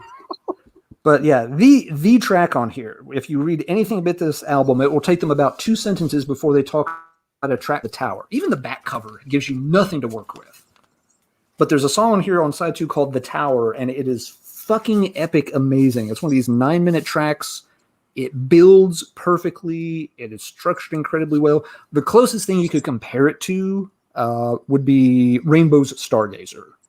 It's that kind of song where it's just this big rock epic, sounds so good. That track alone makes the album worth listening to, but there are other good tracks on here too that just kind of get overshadowed by that one. So yeah, it does not look like something that would interest your everyday headbanger, but if you happen across it's been reissued, so you can pick it up without having to smuggle your son across the border and fake a bunch of tax documents about where you got that extra $25,000 from. But yeah, check the album out for sure. If nothing else, if I have not sold you on it yet, the vocals are by Jack Rucker. Anybody? Ring a bell? What if instead of Jack Rucker, I said the guy King Damien who sang on this? Oh, okay. Oh, blam! There we go. Oh, okay. I've done it. Yes. Alcana was Jack Rucker's pre-Warlord band. After Alcana, he ended up hooking up with the guys. And down here on vocals, Damien King. That's the same cat who does the vocals on Alcana's Welcome to My Paradise LP. Huh. My work here is done. Woo! It's still a tough sell with that fucking cover art, though. I'm telling you. Just close your eyes and feel the love. It's worth it. It's worth it. Okay, I'll settle down here, but get through the rotation. Oh, it's me, isn't it? It's you. Yeah. The Bell's Oberon are starting to kick in. Okay. Someone mentioned it, but Horde, Helig Usvart. This came out in 1994, right when the Norwegian black metal scene was starting to gain popularity. This is basically Jason Sherlock from Mortification. He went under the name Anonymous because he was scared. Let's be honest. Also a hacker. He was scared. And there's a reissue on Soundmass. I probably paid a little too much. This came out in 2015. The reissue is 2015. But basically, this is, if you've been around long enough and through the thrash era and the heavy metal era, labels like Rex Records and other Christian labels, if you like Metallica, you would like, this band or that band, the Christian alternative to a dark secular band. Well, basically, if this had a sticker, if you like Dark Throne, you too will like Horde. Helig Usvart basically stands for Holy Unblack, and this album is fucking killer. It's not satanic. The lyrics, there's, let's see, blasphemous abomination of the satanic pentagram, invert the inverted cross. Basically, it's like, it's weak, feeble, and dying Antichrist. Crush the bloodied horns of the goat. I mean, if you can look past that, which I can, because religion for me is, if you're going to sit here and praise Satan, there's Jesus involved too. They're from the same fucking book. So But the riffs on this album, the sound of this album rules. It rules. It's good. It's great black. It's got a chainsaw guitar tone to it. It's lo-fi without being lo-fi, if that makes any sense. It sounds like it should be. It sounds like it was recorded in a studio, but made to sound somewhat shitty. But it doesn't sound shitty. It's just really good album. The songs are good. Jason Sherlock is a badass when it comes to drumming and writing and playing. Yeah. Check out his Doom band, Paramecium, Exhumed of Earth. Great fucking record. That's a phenomenal album. I mean, that's if you like My Dying Bride, you will like Paramecium type of. But they go off on some shit that doesn't sound like My Dying Bride at all. No, but early on they were trying to get into that, fucking. Yeah. But this is a great record. If you're into black metal and you have not heard this, look it up online, check it out. The songs are good. The lyrics are fucking hilarious, but what are you gonna do?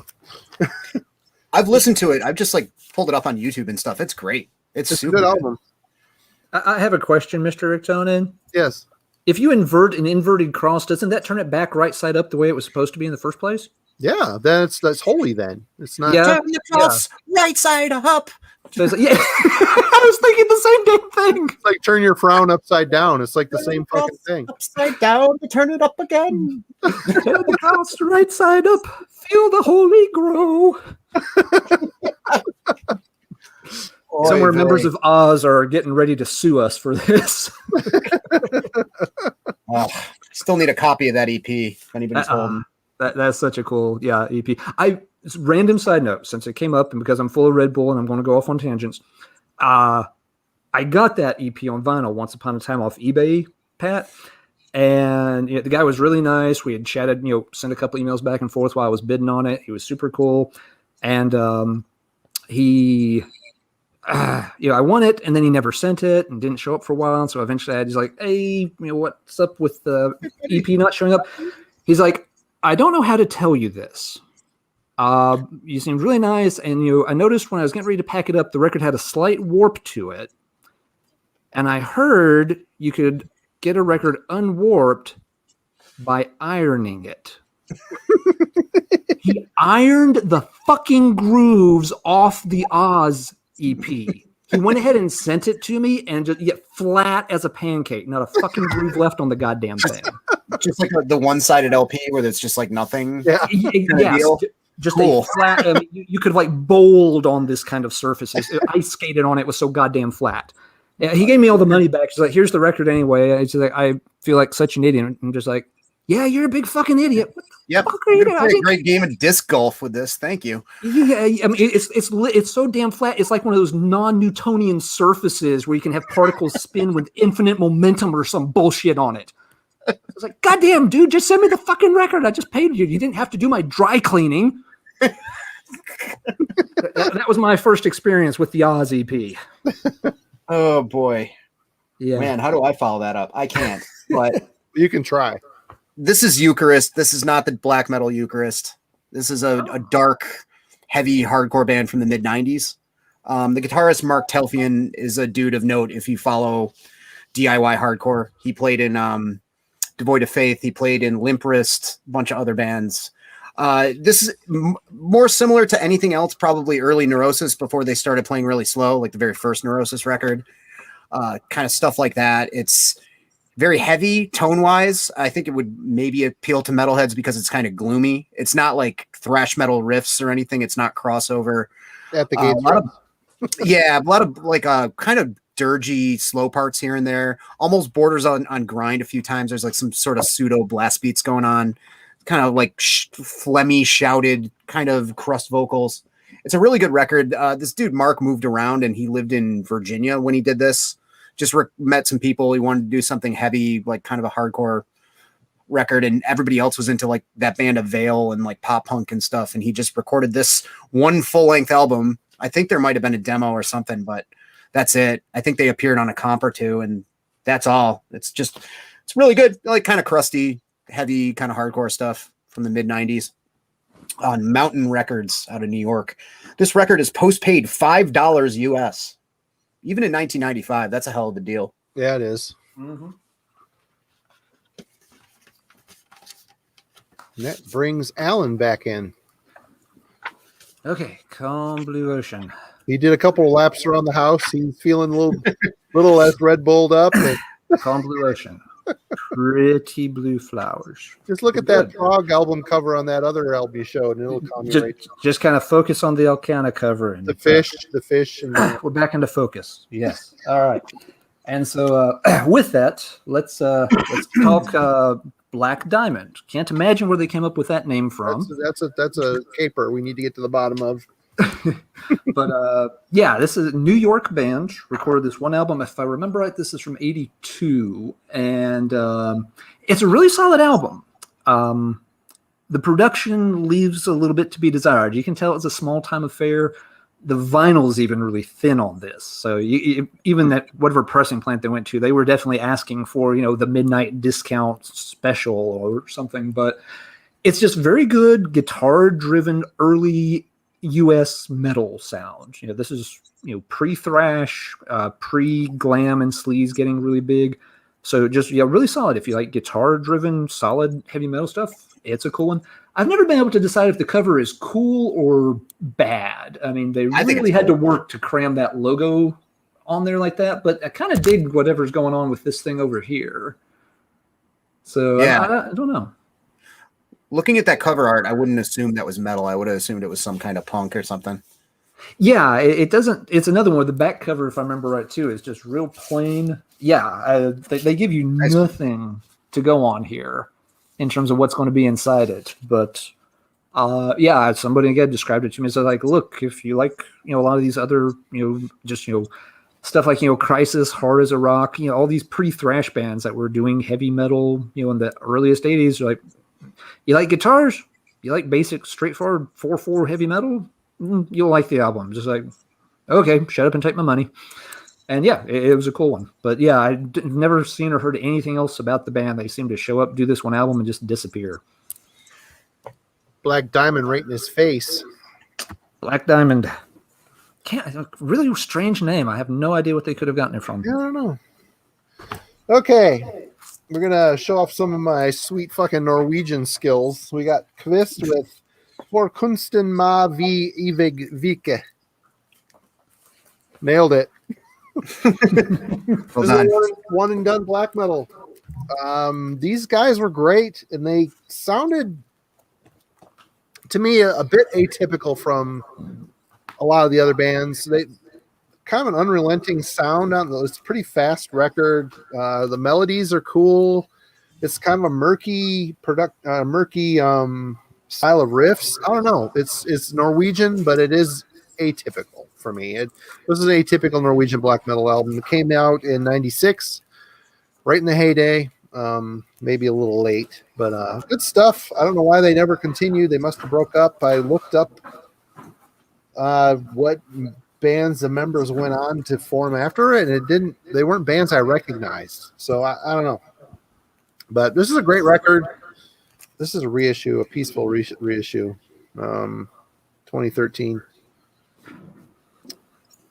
But yeah, good stuff. Check it out if you are unfamiliar. Cool. This has been brought up like 2 or 3 times in chat already, I think. Figured I'd bust it out. Demented Ted, Promises Impure, Chicago death metal, one and done. Never heard them. I've never heard that band. I mean, I did a while ago, like 3 years ago, maybe. I did a video of like terrible band names, but like pretty good bands that were mostly death metal stuff, along with Jumpin' Jesus and Are You Dead? Jumpin' Jesus and Are You Dead are both German bands. And I was like, I don't even know what Demented Ted means. Like, what is that? And somebody's like, oh, Ted Bundy. And I was like, oh, okay, probably, I guess. Yeah. But it's good meat and potatoes, early 90s death metal. It's still a little on the thrashy side. It's pretty technical for its time, like good guttural, not super guttural, but guttural vocals. Yeah, like really choppy, catchy shit, fun to listen to. Definitely there's so many unsung heroes of Chicago metal in general, not just death metal. Mm-hmm. From Oppressor to these guys to Morgue, so much good shit out of there. And I feel like Demented Ted doesn't get talked about nearly enough or really at all. And I'm not really sure why. I think the name, yes, obviously come to think of it, the name, but also I looked up like their page on Metal Archives or whatever, researching for this, and it just said like band broke up to lack of interest. Like, so I was like, okay, well, maybe you should have changed your name. I don't know, but yeah, good little slab of death metal there. Just techie enough, not too bad. Yeah, and you're right, Pat, the Chicago metal scene has really deep roots, going like back to Warcry, Witch Slayer, Paradox. There's a lot of good compilation series. We're pressed up. Silverfin Records was one of the local Chicago little mini labels that pressed up a lot of stuff for those bands. And yeah, you can go through all kinds of cool demos and stuff out of the Chicago area throughout the whole decade. The thrash stuff leading it, like Etrope and Cyclone Temple, and I don't know. There's a ton of shit. The Devastation from Chicago. I think they only did demos, but they were like really fucking good. Terminal Death. they were great. A lot of good stuff out of there. Yeah, I've been meaning to do like a Chicago scene video at some point, and just haven't got around to it. You hear so much about like the Texas scene and the Cleveland scene, and yeah, people sometimes forget to shout out Chicago, but they've had a really, really deep quality metal coming out of there for a long time. Trouble being, probably the biggest, one of the biggest anyway. Master, of course. Oh yeah. Yep. Syndrome. Someone mentioned Syndrome in the chat. Sean did. Yep. Okay. Is it back to me? Yep. Okay. Let's see. Pat showed a Bulbous Creation out of Kansas before, so let's try Oklahoma, because that's better. We've got Oklahoma, Kansas, Kentucky tonight. Yeah, definitely hitting all the metal hot spots around the U.S. Oliver Magnum. I've always been curious about that album. I've never checked it out. I've seen it. I think you'd dig it. It's speed metal. It's U.S. power speed metal. It's a little late in the game. Stupid cover. Oh my god! It is a stupid cover, and they use this little mascot thing on their demos and stuff. You couldn't get away from it. It very much looks like kind of leftover Black Flag artwork, but really, really good high velocity power speed stuff. They were on one of the later Metal Massacre comp volumes. It's volume 9 with the opening track. And it just, it's such a banger. It just opens up with this piercing scream, and they're just full velocity riffage. Really, really good stuff. They demoed a lot, but only got the one album out. I think it was on, New Renaissance? Yeah, it was on one of those smaller labels that was harder to get. It came out late enough that the scene was really oversaturated. And they're in Oklahoma. How do you get noticed as a heavy metal band in Oklahoma in the late 1980s? Answer: you don't. Some of the guys did go on to form a band called Forte, which hung around for a while in the early 90s. Forte wasn't amazing, but the fact that you still had a U.S. band willing and trying to do some, traditional style heavy metal in the early 90s counted for something. They were on the Massacre label, which, had some, pretty different lineup, a lot of random stuff on it, but some, that were pretty good. But yeah, I always liked this. Old World Nights, Sister Cybele, Last Prophet, lots of really good stuff. Mendes Prey, Silent Scream. Yeah, Marty, it's probably one you don't run out and buy. I'd say, preview it just to make sure it's not, I'm not off base, but I think it's one, as much as you like stuff like Omen, Savage Grace and such. Again, this is a little later than that, but it's good. And yeah, just again, close your eyes, pretend Dewey the Delinquent isn't standing there, and Dewey the Delinquent. And I'm sure they had a clever name for him. And I'd say that if you're going to compare that to Black Flag art, like maybe that new one that they came out with, I wouldn't say any. Maybe I'd say that's more like maybe Pennywise kind of Fair art, enough. Something along those lines. Let's bring Patty Bound out of this. I had to speak up for Eric in the chat. He's getting upset. Yeah, Eric's flipping over tables over in Seattle right now. Yeah, but very poor choice of a mascot aside. The album smokes pretty good. Okay, this one and done. the Nephilim, Zune. Basically, this is Carl McCoy. After Fields of the Nephilim broke up, he started this band. I didn't write the date down, and it's too dark in here for me to see it. Basically, this came out on Metal Blade, I think. It sounds like a metalized version of Fields of the Nephilim. The guitars have more distortion, more drive. It's obvious it comes from a place of metal as opposed to Fields came from more of a dreamy, gothic, ethereal, mystical, spaghetti western, but they morphed into more fucked up Aleister Crowley occultism type stuff. But this is a really good album. Carl McCoy sounds great. If you like Fields of the Nephilim, you'll like this. If you like metal, I mean, it's a metal record with moments like the song Shine. Sounds like a Fields of the Nephilim song with a little more punch. Yep. It's got dreamy moments. It's got heavy moments. It's a great record, and I still pull this out. It sits with my Fields of the Nephilim CDs, and it's great shit. Definitely check it out. Mm-hmm. Yeah, a little more metallic Fields of the Nephilim is a perfect description for it. Yeah, I need to check that stuff out because I love Fields, and I remember when that Nephilim stuff was coming out, and I was like, "Oh, there's a more metal version of Fields of the Nephilim. That's cool." Yeah, And, it's good. It holds up. It stands up pretty good. Right on. Well, mine is Sempiternal Death Reign, The Spooky Gloom. This is 1989 Dutch kind of doomy death metal stuff, as only the Dutch can do. Check out that guy. This is great. It's very raw, like a lot of plotting, doomy parts, but also like that great like 1989 era death metal where it isn't quite solidified as death metal yet. It's still kind of thrashy. Everything's kind of reverbed out. It's got like a kind of a tinny, raw guitar tone. I don't think they track the guitars. I think it sounds like one guitar. But everything's kind of echoey and weird.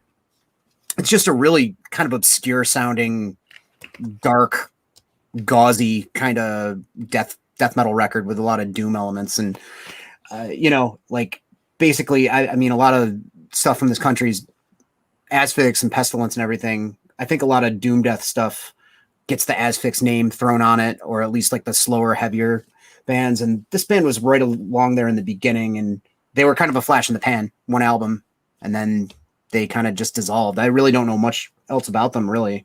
I always saw this on blogs for years and years and gave it a lot of listens. And I finally got a chance to get a copy for a decent price last year and kind of jumped on it. But Foundation 2000 Records in 1989. They became Eternal Solstice. Okay, there you go. Thank you.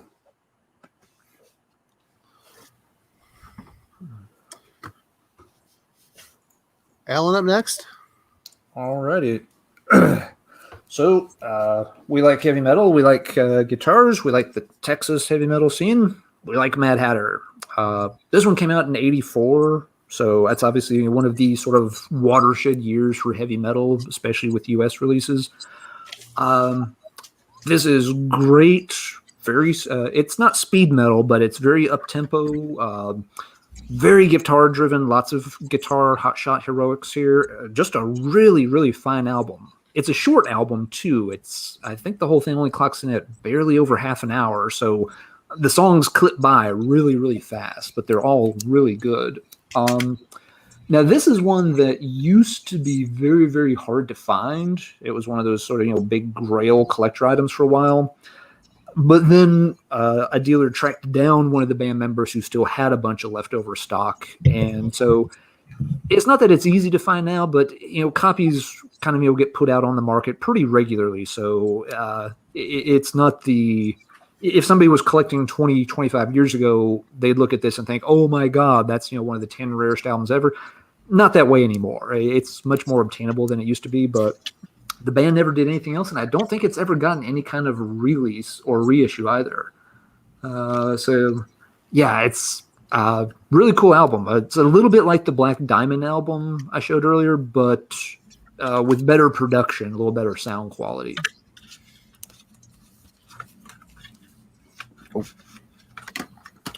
Well, someone mentioned this earlier in the comments, and it was a good choice. Weakling, Dead as Dreams, one and done for sure. Oh, yeah.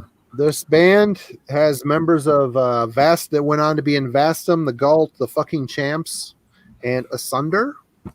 Oh wow! Basically, West Coast, Bay Area, black metal. A lot of people see this as a very influential record when it boils down to the West Coast scene. Maybe a bit of the Cascadian black metal scene also, dip their toe into this type of thing. But yeah, I mean, it's really good black metal. I don't listen to this much. The West Coast scene in black metal. I've got a thing about black metal from a city. City black metal, and this is kind of what this sounds like to me. I mean, it's like back in the early days when the guys from Terror of the Trees and what the hell in New York, they're making black, and it's got a very street sound to it. I mean, it doesn't. I always get there's Hemdale and Hemlock. It's Hemlock, yeah. I mean, I like that stuff. Hemdale's a grind band. Hemlock, yeah. It's got a very street sound to it. It's like black metal that without the woods, if you know what I mean. And that's what this kind of struck me as too. And I always liked it. Would have been cool to see where they went with it, but obviously they all splintered up and went into other things, from Doom to the fucking Champs. They're like an instrumental. Yeah, it's weird.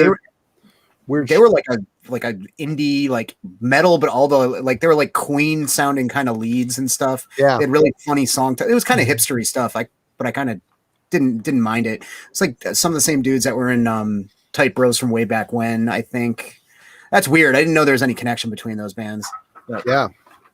Yeah, that's a cool pick, Marty. I'd kind of forgotten about that album, but yeah, it's one that's definitely gotten a really strong following over time. Definitely.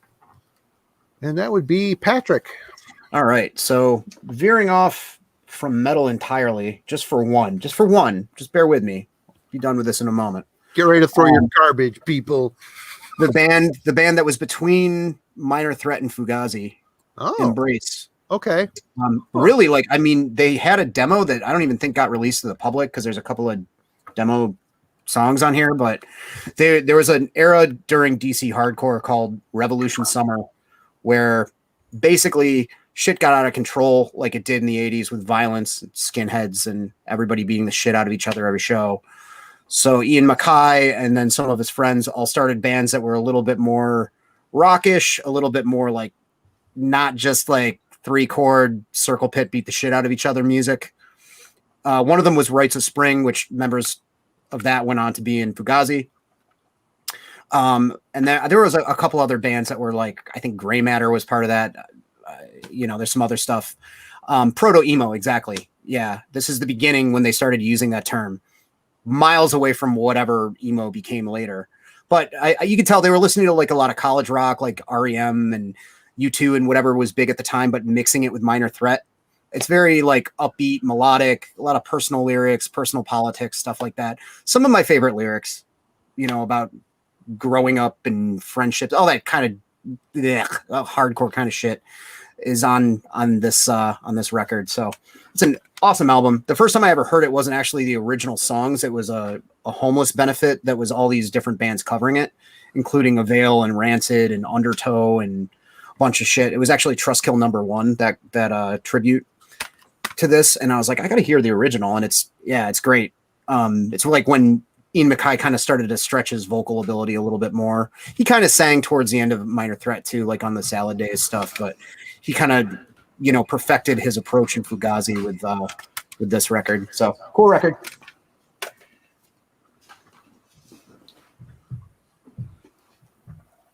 Hi, Alan. Hey, Marty. How are you doing over there? I'm doing quite well. The Bell's Oberon is working. much like your Red Bull is working. Got to keep going somehow. Got Pokemon Playdate at like 10 a.m. in the morning, so got to catch them all.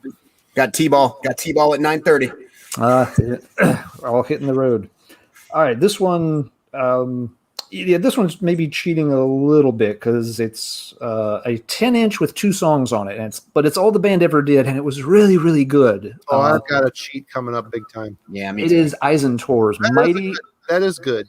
Mighty and Superior. Yeah. This is English epic, muscle metal done right. Rick Walker, members of Solstice, but vocals with Tony out of Twisted Tower Dire, and perfect match for the sound here. This is a killer little release. Again, it's only got a couple of songs. It's good shit. It's so good. It really is, and it's a shame that they never got a chance to follow up on it with Tony passing away, and obviously Solstice having issues, and Rick's had problems in recent years with health. So I don't think there'll ever be any more Eisentor material. But this, if you like that really strong epic sound of like later Solstice or Twisted Tower Dire with a little less power mixed in. This is definitely worth picking up. It was my version's on Shadow Kingdom. I don't know if that was the original or if Shadow Kingdom did it. I don't know. I don't remember what label the CD was on. Yeah, I'm drawing a blank, but it's a cool release. One and unfortunately done. They got a little cut short before they could really see something even cooler come out. Rad. Love Solstice. So yeah, Pat. If you haven't heard Eisentor, I think it'd be up your alley for the sort of epic doom kind of stuff that you dig. I do dig that stuff. Then this is the one for you to check out. Well, since Alan cheated, I'll cheat again as well. This is a 2-song thing by a very short-lived but very cool Norwegian band called, get ready for it, wait for it, Back DC Fiel. Basically, this is over Bergtot worship. Very strange, squirrely, clean-sung vocal. It's on Frostcalled, which is pretty much a sketch label, but these guys I don't think were sketch. That's where they ended up. Good shit. I really don't say. Oliver Bergtot. Very emotive, interesting black metal with a lot of folk passages, like clean guitar tones. Very emotive stuff, very moving. The lyrics or the vocals are all clean sung. It's really good. The 2 songs on it, I hear this, I want to hear more and more and more and more, and they never presented it. I checked, and I don't think the guys went on to anything. I don't know, I looked at a lot of stuff tonight. Did I write anything down? They're from Bergen. That's all I wrote down. So yeah, that's it. Okay. I pulled this just at the last minute, remembering like, oh yeah, this band, and double checked, of course. I'm like, this band only did this. I think they had a handful of demos, but like second or third tier Swedish DM from the. I've never heard that either, and I've heard a lot of people talk about it. It's very good. You're not going to get anything outside of like Left Hand Path, Ever Flowing Stream. There's a certain youthful like Repulsion, horrified kind of like but that was a big influence on Swedish death metal anyway. There's a little bit of that, but I mean, yeah, it's mostly like Entomb, Dismember. It has the buzzsaw, the HM2. Like these guys were like pretty young when they put this out. Eric recommended this to me because it got repressed on tape like 3 or 4 years ago, and it rips super hard. Like it's just really great ripping sweet death stuff. Mega Slaughter, Calls from the Beyond. It's one of those bands, like when that Swedish death metal book by Daniel Eckeroth came out, I was like, okay, got to check that off at some point, I believe there's one of their songs on that 3 CD comp that came out as a companion to the book, but yeah, just very good Swedish death metal, no frills. Of course, Simon's got the OG LP because all the OG stuff goes to Australia to die, apparently. Yeah. He just walks down to his local shop. Oh, look at all this cool shit I got today. Anyway. I'm still waiting on a CD from Australia for like 2.5 months now. I don't know why I did that. I don't know why I decided that'd be a good idea. I waited 3 months for one to arrive from Thailand. So... But it arrived and it was packed like a tank. It got here, it's perfect. So it was worth the wait. But yeah, I kind of knew when I sent it, it's like, I may never see anything for these $30, but damn it, I want to get this because it's pretty cool. Yeah, I got Australia and Hungary. I'm like, what are you gonna do? might take a while. Yeah. Yeah. Let's see. All right, this one I want to shout out to Ken because he's talked about this album before on other streams and chats. Deadly Blessing. Never heard that one either. This is a pretty cool one. Always saw it too on tape back in the day on New Renaissance, but yeah, Ascend from the Cauldron. This is not as obscure or weird as some of the ones I've shown tonight. I didn't put this one higher in the stack because technically they had an EP. But as far as I can tell, the EP was probably just a promotional thing that was because it's just 3 songs from this album on both sides of the EP. There's nothing different. It came out the same year. Renaissance. They did that. That was like their tactic.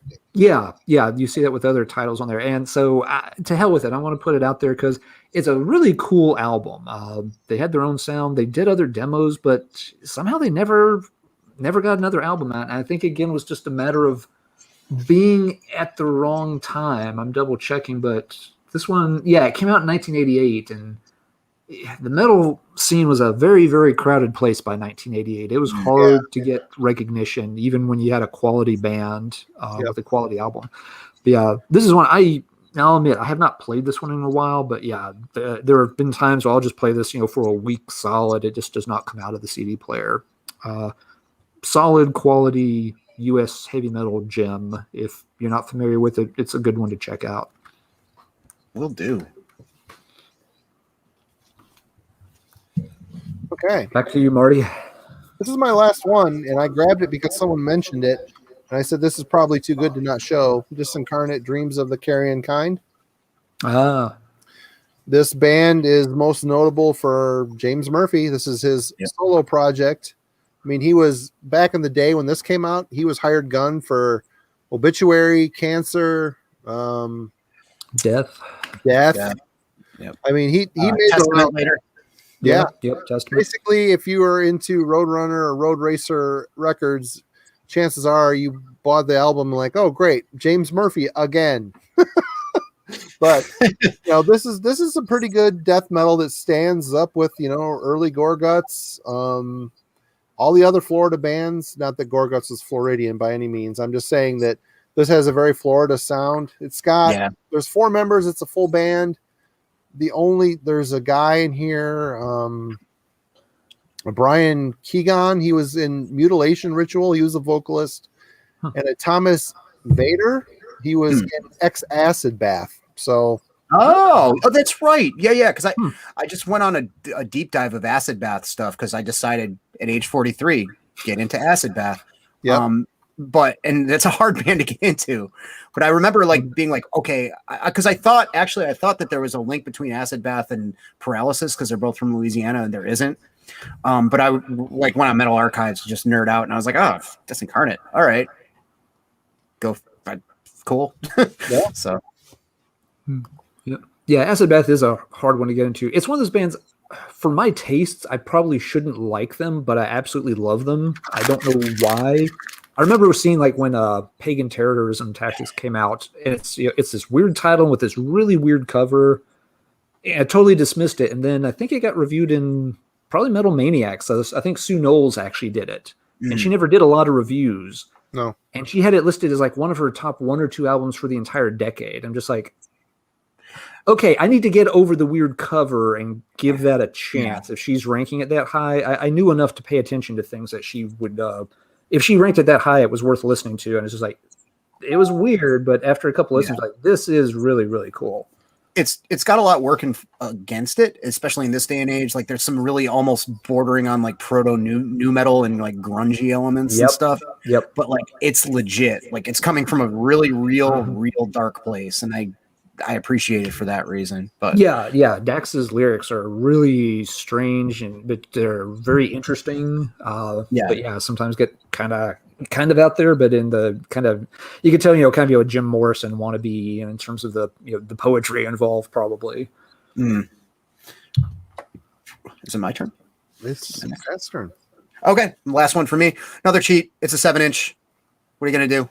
If it came out in this day and age, the way hardcore records are coming out, it would be a single-sided LP and totally acceptable. So fucking whatever. Yep. So this is a project band called By the Throat, featuring the guitarist from that band Eucharist that I just talked about a couple of records back.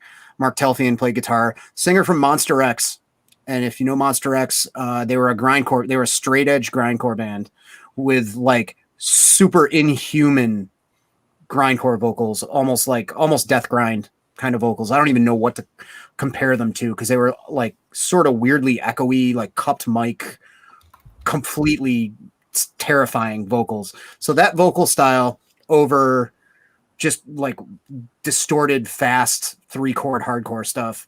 Great riffs.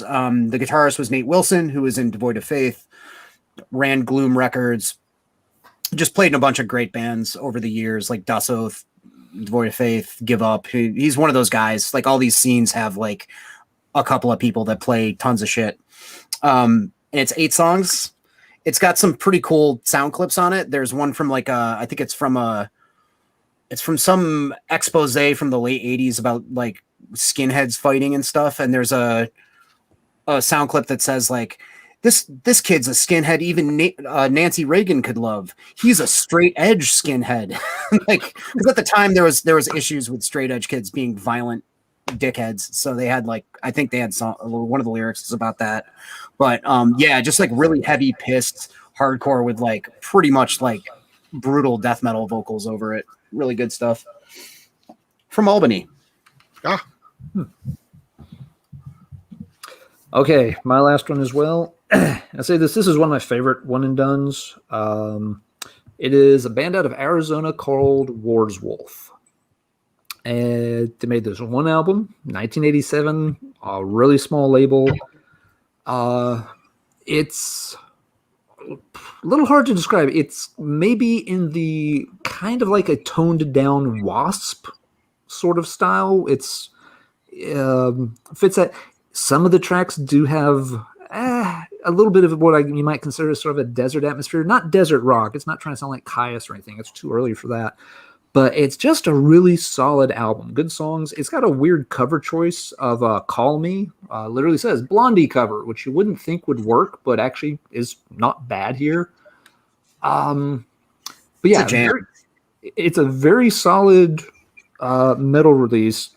It's a pain in the ass to find, unfortunately. The band, there's a lot of weird stories about what happened with the band. Some of the guys apparently ended up in jail. There's been allegations there were mob ties and things much less savory than that had gone on, where yeah, guys ended up put away. So that's, it's been impossible to track members down because, incarcerated in weird stuff. I have Aaron, but I do not have an original. It is the top thing on my want list. An original copy of this is the album. If I can pick anything to own right now, that's the one that the magic genie pops out of the bottle and hands me. There's a bootleg of it that was made in Japan years ago, and even the frickin' bootleg will sell for a few $100 on the rare occasions it turns up. Even the stupid little CD, which I don't think's on a legit pressing of any kind, even this is a pain to find anymore. So tough band to find out much about, but just something about the atmosphere and the tracks on this album, I really, really dig it. Some people have heard it and said that to them it feels, kind of plain, pretty average, but it clicks all the right boxes for me. And just for completion, the cover on the actual album has a different color scheme than this. The CD, it's like, got this red, black, gray. On the original album, it's got more the kind of like a brown and green and white color scheme, but the same image more or less. So yeah, if anybody has an extra original Wolf out there, don't contact Aaron in the comments. Ignore him and just give me a shout. And I'd like to hold on to my son, but I hear you can function just fine with one kidney. So yeah. Hey, he doesn't need both those kidneys, really. If you need a kidney, I need a Wars Wolf album. Let's talk metal trade in the comments down below. But yes, number one thing on my want list, and has been for years, and I will probably never get it at the price it sells for. Well, we did it. Is that all of it? Yeah, I'm at the bottom of my stack for now. And everybody, thank you for contributing. I mean, there was a lot of great recommendations in here in the chat. Tons of great ones. Yep. Lots of good conversation been in the chat too. I've been trying to keep an eye on it. And yeah, folks, we've got lots of cool stuff going on over there. Yeah, it's hard to focus on the chat or the discussion and the chat, but plus I'm 5 beers into Drunky McDrunkerson. But next week, it's kind of an up in the air situation at this point. I don't know if I'm going to be around or not. So it may not be happening on this channel. If I'm not available, Alan might be forging on without me into parts unknown. There's some ideas. I know Aaron from Nechachwin has agreed to do a show with us, and we have a pretty cool topic lined up for that. It'll be fun. Mhm. So yeah, we'll see what happens. I might be here, I might not. I'll know more as the week goes on. But again, thank you everybody who's been tuning into these things weekly. It's been a lot of fun, and thank you, Pat, for hanging out with us tonight. Hey, thanks for having me. I'm honored. Big thanks, Pat. It's really, really cool. You got lots of cool picks there. Absolutely. Thank you. Knew you would. Oh yeah. But yeah, that's it. Thanks everybody for watching. Anybody else have anything else to add before I pull the plug? Nope. We'll see. If not next week, in 2 weeks. But Marty will keep everybody posted on what the schedule is going to be, and if we have to jump channels, then yep, we will see it. There it is. It's in writing. Alan C. rules. Appreciate it. Oh, let's get a few comments in here. Thank you guys. Really enjoyed it. Been loving these streams. Yeah, have a good one. Also, Rick, we're going to be getting you in on one of these too. So start thinking, my friend, what you want to talk about. Mm-hmm. Absolutely. And Eric Bauer, if you're still watching, you're on the list too. So get ready, my friend. And Eric, I did technically say it was like leftover kind of throwaway Black Flag art. So we're cool, right? If you've seen the cover art for that What the Besties? record that just came out, it's more along those lines. I think Eric has already pieced out on this conversation after that went down. Okay, well, I'm out of here. Yep. All right, man. Everybody, thank you so much. Y'all have a good night and a good weekend, and we will see you, if not next week, real soon. See you later. Everybody take care.